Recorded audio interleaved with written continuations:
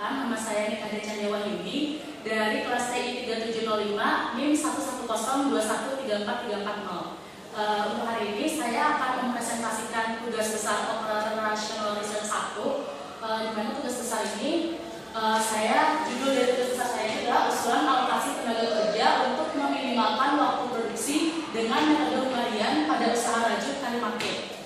Nah, jadi di tugas besar ini saya dari kelompok saya itu menganalisa tentang sebuah usaha rajut, di mana usaha rajut ini merupakan salah satu dari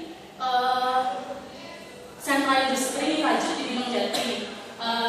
Usaha rajut ini bernama Kalimake. Usaha rajut ini bisa terbilang baru dibandingkan dengan usaha-usaha rajut lainnya yang ada di usaha rajut sentra industri Gunung Jati ini. Usaha rajut ini baru berdiri sekitar 5 tahun. Berapa tahun?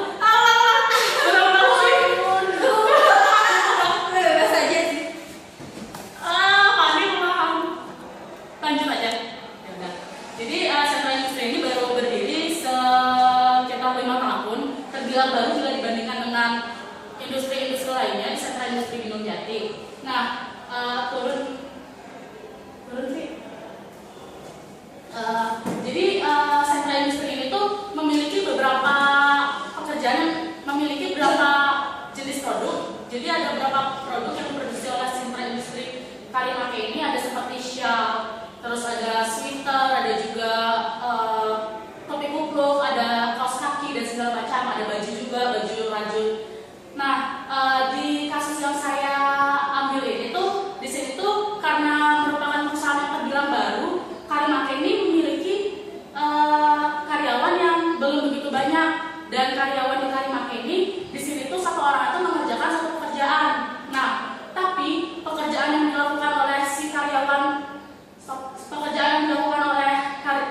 karyawan di Kalimake ini tuh masih secara acak, tidak sesuai dengan, maksudnya masih acak gitu. Si A mengerjakan apa, B mengerjakan apa, itu tuh masih acak, belum diatur. Nah, maka dari itu di sini tuh rumusan masalah dari permasalahan ini tuh bagaimana sih cara mengalokasikan tenaga kerja yang ada di usaha Kalimake ini biar dia tuh menciptakan alokasi tenaga kerja yang paling optimal dengan waktu kerja yang paling minimal kayak gitu. Terus turun dikit, Raffi turun dikit. Nah, metodologi penelitiannya itu dari saya sendiri pada konseptual itu pertama kita melakukan studi literatur. Setelah itu melakukan pengumpulan data. Nah, ada data primernya itu berupa data jumlah tenaga kerjanya, ada berapa tenaga kerjaan di sana. Terus ada data jumlah pekerjaan, ada data jumlah kerja efektif tenaga kerja. Kemudian pemilihan data. Habis itu kalau misalnya data cukup, baru kita masuk ke analisis dan pembahasan dengan metode harian. Kalau misalnya data tidak cukup, ulang lagi cari data. Nah, setelah analisis dan pembahasan metode harian, tarik kesimpulan dan selesai. Nah, metode harian sendiri itu merupakan salah satu metode transportasi. Cuma dia metode transportasi khusus di mana satu tujuan tuh harus ke satu asal tuh harus ke satu tujuan. Jadi assignment problem. Jadi metode harian itu nama lainnya assignment problem, di mana satu asal tuh harus ke satu tujuan. Nah, terus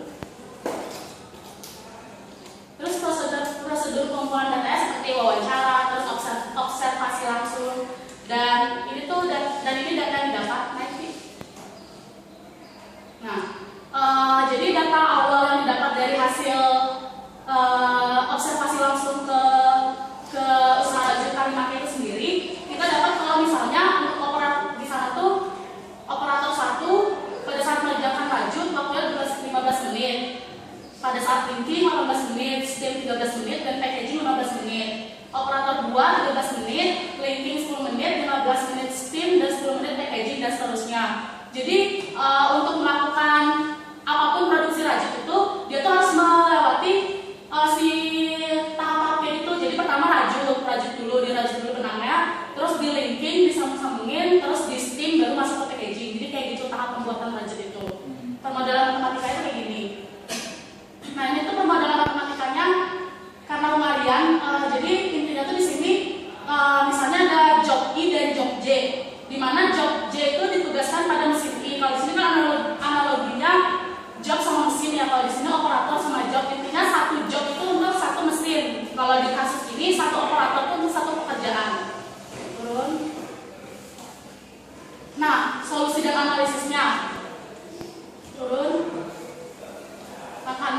kasih gaya itu langkah-langkahnya. Untuk ini diterangin aja langsung. Pertama tuh untuk pengerjaan metode harian kita tulis dulu sesuai dengan apa yang kita dapat dari datanya. Terus turun stop. Nah, kurangin sama nih yang ke sebelah kanan, kurangin sama yang paling kecilnya. Kalau misalnya operator 1 kan dia waktu paling kecilnya pas dia mengerjakan steam ya. Jadi semuanya kurang 15 kurang 13, 18 kurang 13, 13 kurang 13, 15 kurang 13. Begitu juga operator 2. Operator 2 itu yang paling kecil 10 kan, dilinting sampai packaging. 13 kurang 10, 10 kurang 10, 15 kurang 10, 10 kurang 10. Lanjut ke operator 3, dia yang paling kecil 12. Semuanya dikurangi 12. Dan ke operator 4, yang paling kecil itu 10, semua dikurangi 10. Nah, kita masuk ke iterasi berikutnya. Yang ini. Nah, di sini itu kan di sini udah punya 0, di sini udah punya 0, di sini udah punya 0, tapi di sini belum ada kan 0-nya. Nah, sekarang tadi kita nguranginnya ke samping, sekarang kita ngurangin ke bawah. Turun lagi, Vi. Ya, makasih kok. Nah, sekarang kita kuranginnya ke bawah. Nah, kalau di sini kan yang paling kecil 1, otomatis kita kurangin 1, 2 kurang 1, 3 kurang 1, 1 kurang 1, 8 kurang 1. Terus di sini karena yang paling kecil 0, kita kurangin 0 semua.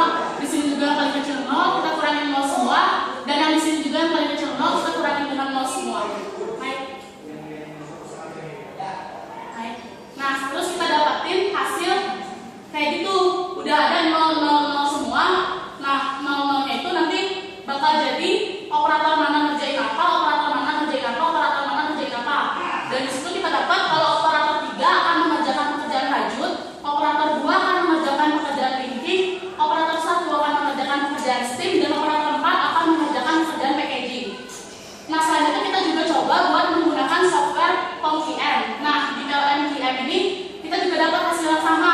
Kalau operator 3 itu mengerjakan assignment yang rajut, kemudian operator 2 ngerjain assignment yang linking, operator 1 assignment yang steam, dan operator 4 itu assignment yang packaging. Dan total waktu minimalnya itu 45 menit untuk satu barang rajut. Turun. Nah, kesimpulannya berdasarkan hasil perhitungan menggunakan metode hungarian stop, baik secara manual maupun menggunakan software POM-QM, kita mendapatkan bahwa seharusnya tuh pekerjaan itu yang minimal tuh nggak dilakukan secara acak gitu. Operator itu mengerjakan pekerjaan bebas, tapi si pekerja sama si pekerjaan itu harusnya diatur. Seperti operator 1 mengerjakan steam, operator 2 mengerjakan linking, operator 3 mengerjakan rajut, dan operator 4 mengerjakan packaging. Dan untuk sarannya sendiri, tentunya diperlukan penelitian lebih lanjut ya terhadap evaluasi pelaksanaan perbaikan yang telah dibuat. Jadi kan untuk kasus di mana usaha Kalimak ini merupakan usaha yang baru dibangun ya, jadi operatornya juga masih sedikit. Pasti nanti kedepannya kalau misalnya usahanya udah lebih besar, pasti juga pekerjaannya juga akan makin banyak dan masalah yang ada di sana juga akan makin kompleks. Kemudian penelitian lebih lanjut juga harus dilakukan dengan mempertimbangkan perbandingan beban pekerjaan dari masing-masing operator. Kalau tadi kan kita cuma membandingkan waktu, tapi kita nggak membandingin tuh beban pekerjaan antara steam, linking, rajut, packaging. Mungkin untuk penelitian selanjutnya itu bisa dipertimbangkan bagaimana sih harusnya dilakukannya dengan mempertimbangkan perbandingan dari si beban pekerjaannya. Oke, sekian dari saya, Nikade Cahya Wayuni dari TI 3705 NIM 11021343440. Terima kasih atas perhatiannya. Selamat pagi.